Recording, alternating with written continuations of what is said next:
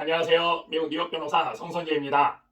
윤석열 대통령이 취임 2주년을 맞아 윤석열 대통령의 국정 지지율이 24%로 최저 수준이란 여론조사 결과가 나왔습니다. 제6공화국 출범 이후 역대 대통령의 취임 2주년 지지율 중 가장 낮은 수치인데요. 정말로 안타깝습니다. 한국갤럽이 지난 5월 7일부터 9일까지 유권자 1000명을 대상으로 해서 진행한 조사에서 윤석열 대통령의 직무수행 긍정평가는 24%로 나왔다고 합니다. 갤럽에 따르면 24%는 제6공화국 출범 후 재임한 대통령들의 취임 2주년 지지율 중 가장 낮은 수치라고 합니다. 이전까지는 1990년 2월 노태우 당시 대통령이 기록한 28%가 최저치였습니다. 그 당시에 여소야대였죠. 구체적으로 살펴보면 김대중 전 대통령이 49%, 문재인 전 대통령이 47%, 이명박 전 대통령 44%, 김영삼 전 대통령 37%, 노무현 전 대통령 33%, 노태우 전 대통령 28%, 그리고 윤석열 현재 대통령 24% 순이었습니다. 참으로 안타깝습니다. 제2주년 대통령 지지율을 조사하는 이유는요, 대통령이 그동안 국민들에게 어떻게 비추어졌는지와 함께 앞으로 3년간, 남은 3년간 잘 하라는 의미에서 계속적으로 조사해 오고 있는 것입니다. 윤석열 대통령의 취임 2주년 긍정평가가 24%, 그리고 부정평가가 67%라고 말씀드렸습니다. 윤석열 대통령은 그러면 어떤 부분에 있어서 부정평가라는 이유를 많이 받았을까요? 먼저 긍정평가의 이유는 외교가 11%, 의대 정원 확대가 7%, 경제 민생, 주간 소신이 5% 이런 식으로 지금 나열이 되고 있습니다. 그런데 말이죠. 지금 말씀드린 것처럼 윤석열 대통령의 긍정평가는 24%지만 부정평가는 거의 3배에 해당하는 67%가 나왔습니다. 그런 부정평가의 주된 이유는 무엇이라고 볼까요? 평가 이유를 살펴보면 경제, 민생, 물가가 19%로 가장 많았습니다. 그리고 소통 미흡이 15%, 독단적, 일방적이다가 7%, 외교가 5%다. 이 정도로 얘기하고 있습니다. 지금 말이죠. 바로 이 부정평가의 가장 큰 부분은 경제, 민생, 물가 이것을 지금 말씀드렸습니다. 이 부분이 아마도 윤석열 대통령에게는 가장 뼈아픈 부분일 텐데요. 자, 이거에 대해서 지금 다른 언론 매체에서는 뭐라고 얘기했는지 좀 살펴보도록 하겠습니다. 윤석열 대통령의 지지율이 24%로 역대 대통령 취임 2주년 지지율 중 최저라고 말씀을 드렸습니다. 다시 한번 자세히 말씀드리겠습니다. 제13대 노태우 대통령은 1990년 2월에 긍정평가가 28%, 부정평가가 40% 이렇게 나왔습니다. 제14대 대통령 김영삼 대통령은 긍정평가가 37%, 부정평가가 34% 이렇게 나왔습니다. 제15대 김대중 대통령은 긍정이 압도적으로 많았습니다. 긍정평가가 49%, 부정평가가 20%. 네, 굉장히 좋은 반응을 보이고 있었죠. 제16대 노무현 대통령은 긍정평가가 33%, 부정평가가 55% 이렇게 나왔습니다. 제17대 이명박 대통령은 긍정평가가 44%, 부정평가가 45% 이렇게 해서 긍정과 부정이 거의 비슷했죠. 제18대 박근혜 대통령은 긍정평가가 33%, 부정평가가 58%로 긍정보다 부정이 압도적으로 많아지기 시작했죠. 제19대 문재인 대통령은 긍정평가가 47%, 그리고 부정평가가 45%로 긍정이 약간 많았습니다. 그리고 바로 지금 제20대 윤석열 대통령은 긍정평가가 24%, 그리고 부정평가가 거의 3배에 해당하는 67%나 나왔습니다. 모든 것이 똑같은 숫자로 그때마다 상황이 다르기 때문에 숫자를 단순 비교할 수 없습니다만 대통령 취임 2주년에 맞춰서 조사했다고 하는 것과 함께 30여 년 이상 계속된 추세를 조사하고 있는 것입니다. 여기에서 시사하는 바가 많겠죠. 윤석열 대통령의 취임 2주년 지지율을 말씀드렸는데요. 이거에 대해서 윤석열 대통령의 지난 9일 윤석열 정부 2년 국민보고 및 기자회견을 열고 72분간 국정 현안에 대한 문답을 했습니다. 즉 취임 2주년 기자회견을 했는데요. 이거에 대해서도 그리 긍정적인 평가는 많지 않은 것 같습니다. 특검도 변화도 거부한 윤 대통령의 절망스러운 회견이었다. 이런 것이 바로 주된 모습인데요. 달라진 모습을 거의 찾아보기 어렵다. 이런 평가가 대부분인 것 같습니다. 21개월 만의 회견에도 다른 것이라고는 형식적인 소통 모양새가 방송 전파를 단 것뿐이었다. 네, 이렇게 보고 있습니다. 정권 차원의 의혹에 대한 특검은 거의 대부분 수용 불가였고 국정 기조에 대해서는 자화자찬하면서 일관성을 유지할 것이라고 무게를 뒀습니다. 총선 참패 후 민심에 귀 기울이겠다는 다짐은 빈말이었는지 묻지 않을 수 없게 됐습니다. 민심과 먼 대통령이라는 개탄 외엔 달리 할 말이 없다 이렇게 할 수 있겠습니다. 사실 말이죠. 총선 참패 인식부터 윤석열 대통령은 민심과는 괴리가 컸습니다.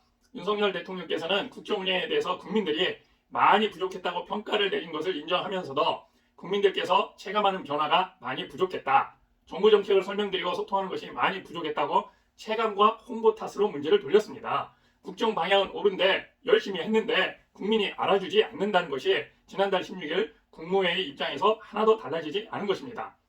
해병대 최상병 사망사고 외압 의혹과 김건희 여사 명품백 수수 및 도이치모터스 주가 조작 의혹 특검에 대해서도 검찰, 경찰, 고위공직자 범죄수초 수사가 부실할 때 하는 거라고 거부했습니다. 심지어 그러한 검찰, 경찰, 고위공직자 범죄수사처의 수사가 부실할 때는 대통령께서 본인이 특검을 주장하겠다, 요구하겠다라고 했습니다.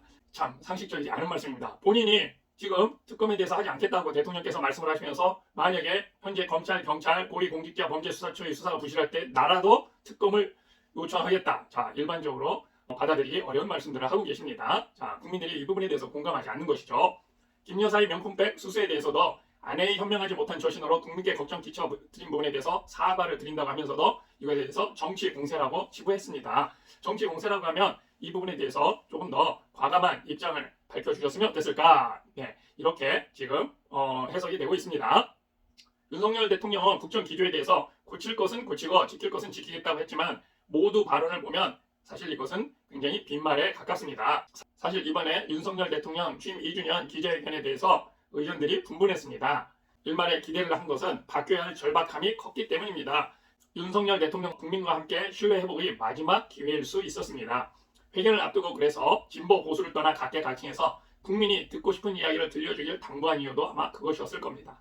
하지만 자천하고 민심을 탓하라고 위기를 모르는 아니란 인식만 우리가 느낄 수 있었습니다. 국민들로서는 상당히 부정적인 그러한 회견이었다고 볼 수 있습니다. 윤석열 대통령의 취임 2주년 대통령 역대 지지율 조사에서 부정적인 평가 항목이 제일 많이 나온 것이 바로 말씀드린 것처럼 경제, 민생, 물가라고 하고 있습니다. 윤석열 대통령께서는 대통령 선거운동 당시에 대통령 후보 TV 토론에서도 재형저축이 무엇인지 묻는 말에 약간 동문서답을 했었죠. 그리고 이번에 40 국회의원 총선거를 앞두고도 민생 탐방과 함께 지역 시찰을 하시면서 바로 대파값 논란이 일었었습니다. 자, 이렇게 물가에 대해서 잘 모른다, 이런 것이 굉장히 윤석열 대통령께는 뼈아픈 지적이 되었겠죠. 그러면 바로 지금 윤석열 대통령은 정책, 국정 방향은 옳은데 소통, 홍보가 제대로 잘 안 돼서 그렇다, 이런 말씀들을 하고 계시는데 과연 그럴까요? 그리고 다른 나라는 이런 부분을 어떻게 보고 있는지 우리가 미국의 경우를 중심으로 해서 살펴보도록 하겠습니다. 지난 1992년 미국 대통령 선거에서 조지 부시와 빌 클린턴 대통령이 치열하게 경쟁했습니다. 그 당시에 조지 부시 현직 대통령이었죠. 아버지 부시였죠. 조지 부시 대통령이 걸프전 전쟁에서 승리로 국민의 압도적인 지지를 받고 있었습니다만 그 이전에 걸프전을 하고 있는 그 와중에 빌 클린턴 대통령 후보는 It's the economy, stupid. 즉 경제가 문제야, 바보야. 이 선거 슬로건으로 조지 부시 현직 대통령을 누르고 당선이 되었습니다. 1992년 미국 대통령 선거에서 민주당의 빌 클린턴 후보 진영에서 내걸었던 선거운동 문구 너무나 유명하죠. It's the economy, stupid. 사실 이것은 클린턴 후보 캠프에서 활동했던 제임스 카벨이라고 하는 사람이 고안했다고 합니다. 클린턴 후보는 현직 대통령인 공화당 조지 H.W. 부시를 누르고 승리했는데요. 클린턴 진영에서 부시 대통령을 누리기 위해 선거 전략 중 하나로 당시 미국이 겪고 있던 불황 문제를 꺼내면서 외부 유권자들에게도 활용이 되었습니다. 실제로 걸프 전쟁 당시였던 1991년 부시 대통령의 지지율은 90%에 달했습니다. 1992년 8월 선거 직전에도요 64%까지 되었습니다. 그런데 바로 이 It's the economy, stupid 이거 하나로 국민들이 경제 문제에 직시했습니다. 외교적으로 국방적으로 미국이 세계 제6의 강대국이다, 이런 것을 조지 부시 대통령이 강조했지만 그렇게 해서 가치적으로, 외교적으로, 국방적으로는 미국의 힘을, 세계 초강대국의 힘을 보여주고 있었지만 내 삶을 둘러싸고 있는 현실에 있어서는 너무나 어려웠다. 그렇기 때문에 그 현실 문제를 직시한 경제 문제를 바로 내건 빌 클린턴 후보가 굉장히 약했음에도 불구하고 조지 부시 대통령이 재선에 실패하게 된 겁니다. 문제는 경제야. It's the economy, stupid. 정말 유명한 문구죠. 클린턴 선거 참모 제임스 카빌이 만든 이 구호는 그 이후 미국과 세계의 주요 선거에서 금과 옥조로 여겨졌습니다. 그렇지만 이것도 생명을 다해가는 것 같습니다. 이 말이 나온 미국에서 문제는 경제가 아니야, 바보야 라는 현실 인식도 확산되고 있습니다. 이게 무슨 말이냐면요, 현재 아이러니하게도 공화당 대선 후보인 도널드 트럼프 전 대통령이 30여 년이 지난 지금 민주당의 이 낡은 구호를 카피하고 있다는 사실입니다. 트럼프와 그의 참모들은 줄곧 트럼프 정부 당시와 비교할 때 경제 사정이 지금 얼마나 비참하냐고 목소리를 높이고 있습니다. 일반 미국 국민들의 인식에 있어서 트럼프 전 대통령과 현재 바이든 대통령의 경제 성적을 놓고 볼 때 국민들은 트럼프 당시가 더 좋았다. 이러한 인식이 더 많다라고 합니다. 실제로 여론조사를 보면 트럼프 전 대통령이 조 바이든 대통령보다 경제 분야에서 앞서가고 있습니다.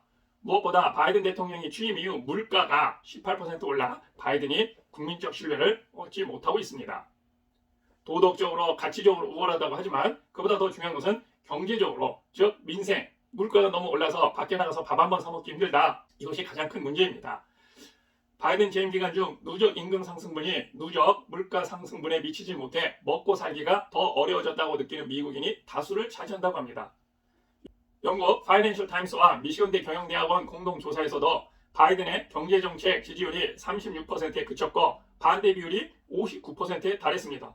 이 조사에서도 응답자의 거의 60%가 일자리와 생활비 같은 경제적 문제가 대선 결과를 결정하는데 가장 중요할 것이라고 답했습니다. 유권자에게 가장 큰 스트레스를 주는 요인으로는 80%가 인플레이션을 꼽았습니다. 미국 경제적 문제 밸런스는 미국 경제 지표 강세에도 미국인들은 심리적 불경기에 빠져 있다라고 그렇게 진단했습니다. 이 말은 무슨 말이냐면요. 소비자들의 단순한 느낌이 아니라 소비자 물가 지수 등에 반영되지 않는 고금리, 고물가에 따른 생활비 상승이 미국 소비자를 억누르고 있다고 그렇게 분석했습니다. 물가 즉 인플레이션이 가장 큰 중요한 요소라고 할 수 있습니다. 문제는 말이죠. 현재의 경제 상황에 대한 소비자의 심리가 정치 성향에 따라 크게 달라진다는 점입니다. 퓨 리서치가 1월에 미국 성인 5,000명을 대상으로 한 조사에서 올해 대통령과 의회가 해야 할 최우선 과제로 응답자의 73%가 경제 강화를 들었습니다. 오로지 경제 강화가 전체 응답자의 73%입니다.